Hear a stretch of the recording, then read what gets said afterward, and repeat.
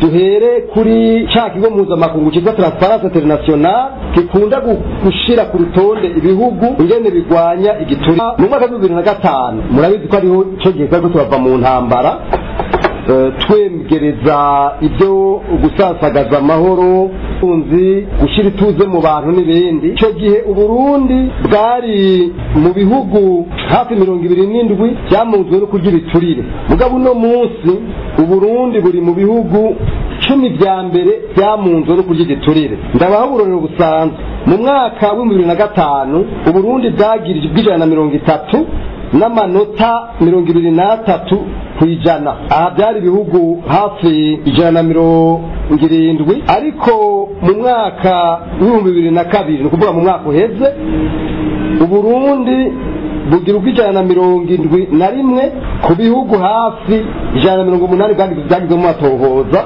bukaba bufite amanota 17 kwijana. Murumva neza yuko twamanutse cyane mu bintu bijanye no kurwanya igiturire.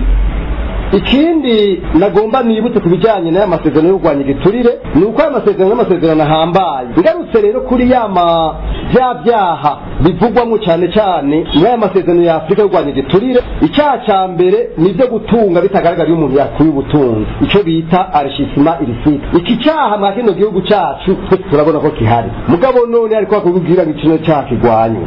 Hariho ikindi cyaha gikurikira ni cyaha cyitwa branchement de produits de corruption, ni ukuvuga kunyegeza ibintu byavuye mu biturire. Sinzi ko mugeze kumva ko umuntu yigeze guha inzu leta ushakarankanje bumwe singo ndavuga baribo, mugabo kenshi mu bindi bingene bigenda ashobora gutanga inzu nk'ijya akayiha leta, mugabo we igaca usanga imaze nk'imiliyaridi 2, mugabo yatwaye nk'amamiliyaridi amajana.